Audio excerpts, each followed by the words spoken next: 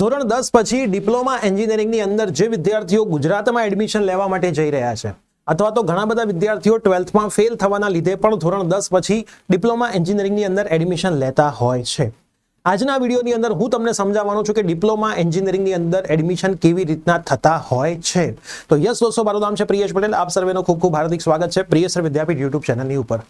છેલ્લા 5 વર્ષોથી આપણે ઓનલાઈન યુટ્યુબ ઉપર ડિપ્લોમાની એડમિશન પ્રોસેસ સમજાવી રહ્યા છીએ. આ વર્ષે પણ ડિપ્લોમાની આખી એડમિશન પ્રોસેસ આપણે યુટ્યુબ ઉપર ફ્રી ઓફ કોસ્ટ સમજાવવાના છીએ. એના માટે આપણે સેપરેટ વોટ્સઅપ ગ્રુપ બનાવી દીધેલા છે. એક પણ વોટ્સઅપ ગ્રુપમાં તમે જોડાયા નથી તો ડિસ્ક્રિપ્શન બોક્સની અંદર વોટ્સઅપ ગ્રુપની લિંક છે, જોડાયેલા રહેજો, જ્યાંથી તમને ડિપ્લોમા એન્જિનિયરિંગની આખી એડમિશન પ્રોસેસ ફોર્મ ભરવાથી માંડીને કોલેજની અંદર એડમિશન લેવા સુધીની ફ્રીમાં શીખવા માટે મળશે. અને તમારા વિદ્યાર્થી જે મિત્રો છે બીજા જે ડિપ્લોમામાં એડમિશન લેવાના છે એમને પણ એ ગ્રુપમાં જોડી દેજો. અને ચેનલ પર નવા હોય તો સબસ્ક્રાઇબ કરી દેજો. સૌથી પહેલા તમારી જે એડમિશન થવાનું છે એની કમિટીનું નામ છે the admission committee four professional diploma courses, જેને શોર્ટમાં કહેવાય છે ACPDC.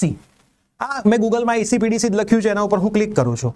એના ઉપર ક્લિક કરીશ એટલે આ રીતની વેબસાઇટ ઓપન થાય છે, જેમાં હાલ લખ્યું છે click here for common registration ACPDC 2025. હજી 2026ના રજિસ્ટ્રેશન સ્ટાર્ટ થયા નથી. હવે તમે આની અંદર ચેક કરશો first year diploma. First year diploma તમે કરશો, એના ઉપર હું ઓકે ક્લિક કરીશ એટલે અહીંયા હાઇલાઇટ્સ આવી ગઈ છે 2026-27 ફર્સ્ટ યરની. તો શું લખેલું છે? સમગ્ર પ્રવેશ પ્રક્રિયા દરમિયાન પ્રવેશ સમિતિ દ્વારા OTP ઉમેદવાર મોબાઈલ નંબર અને ઈમેલ આઈડી પર મોકલવામાં આવતા હોય.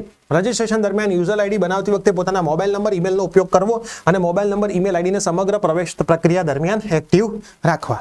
મતલબ તમે જ્યારે ફોર્મ ભરશો ત્યારે તમારા મોબાઈલ નંબરની પણ જરૂર પડશે અને ઈમેલ આઈડીની પણ જરૂર પડશે. તો એક એવો મોબાઈલ નંબર અને એક ઈમેલ આઈડી એવું રાખજો કે જે આખી પ્રોસેસ પ્રક્રિયા દરમિયાન તમારી પાસે સેફ રહે. અલગ અલગ કયા કયા ડિપ્લોમાના કોર્સીસ છે એની માહિતી એ લોકોએ આપેલી છે.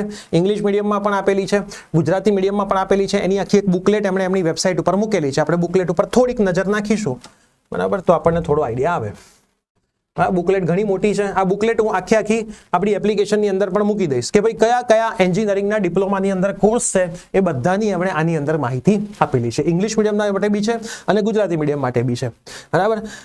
એના પછી સંસ્થાની યાદી પણ એમણે આપેલી છે, લાસ્ટ યરના કટ ઓફ પણ આપેલા છે અને કઈ જગ્યાએ જઈને તમે ફોર્મ ભરી શકો છો. ઘણા લોકો ઘરે બેસીને ફોર્મ ભરતા હોય, ઘણા લોકો ત્યાં જઈને સાયબર કેફેમાં જઈને ભરતા હોય, તો સાયબર કેફેમાં જઈને પણ તમે ભરી શકો છો. હવે અહીંયા એવું લખ્યું છે ધોરણ 10 પાસ પછીના વિદ્યાર્થી પ્રથમ વર્ષ ડિપ્લોમામાં ઓનલાઈન એડમિશન લેવા આવતા વિવિધ તબક્કા સરળ સમજૂતી અર્થે અહીં દર્શાવવામાં આવેલ છે. ગણિત, બેઝિક ગણિત, સ્ટાન્ડર્ડ ગણિત, વિજ્ઞાન અને અંગ્રેજી વિષયના ગુણને મેરિટ બનાવવા માટે ધ્યાનમાં લેવામાં આવશે. જોઈ લો, ગણિત હોય, બેઝિક ગણિત હોય, સ્ટાન્ડર્ડ કોઈ પણ ગણિત હોય, તમે એન્જિનિયરિંગમાં એડમિશન લઈ શકો. વિજ્ઞાન અને અંગ્રેજી આ 3 વિષયના ગુણ ધ્યાનમાં લેશે. જે ઉમેદવાર કેટેગરીનો લાભ લેવા માંગતા હોય એમણે કેટેગરીના સર્ટિફિકેટ રેડી રાખવાના છે.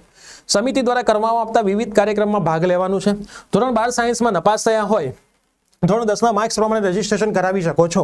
કોઈ માર્ક્સ મેરિટ માટે કપાતા નથી, બરાબર. એકય માર્ક તમે લેટ છો તો તમારું પાછળ મેરિટ બને એવું કશું જ નથી, ઠીક છે. ઇજનેર થવાની ઈચ્છા D2D કરીને પૂર્ણ કરી શકાય. મતલબ 12માં તમે ફેલ થયા, તમારે એન્જિનિયરિંગ જ કરવું છે તો ડિપ્લોમા લઈ લો, પછી તમે D2D કરીને ડિગ્રી પૂરી કરી શકો છો. ધોરણ 10 બાદ ડિપ્લોમા પ્રવેશમાં ઉંમરને પણ કોઈ લાગતું વળગતું નથી. એટલે બધું સરસ રીતે એમણે સમજાવ્યું છે. ઉંમરને પણ અહીંયા કશું જ લાગતું વળગતું નથી. કીવર્ડ્સ એના ઉપર આપણે ચેક કરીએ, ઓકે, તો આની અંદર તો કશું છે નહીં, બરાબર. એના પછી આ વર્ષનું આખું એક કેલેન્ડર પણ આવશે કે ભાઈ આ તારીખથી ચોઇસ ફિલિંગ ચાલુ થશે, આ થશે. એ હજી કશું આવ્યું નથી. જેવું આવે છે, બરાબર, જેવું બધી જ વેબસાઇટ ઉપર બધી માહિતી મુકાય છે એ આપણે ધીમે ધીમે 1 બાય 1 માહિતી આપવાની ચાલુ કરી દઈશું. તો આના માટેના જે વોટ્સઅપ ગ્રુપ છે એમાં જોડાયેલા રહેશો તો ઘરે બેઠા તમને બધી જ માહિતી મળતી રહેશે. તો તમારા મિત્રોને પણ જોડી દેજો, તમે પણ જોડાઈ જજો. આખી ડિપ્લોમાની એડમિશન પ્રોસેસ આપણે તમને અહીંથી સરસ રીતે શીખવાડવાના છીએ. તો મળતા રહીએ છીએ. Bye bye, take care.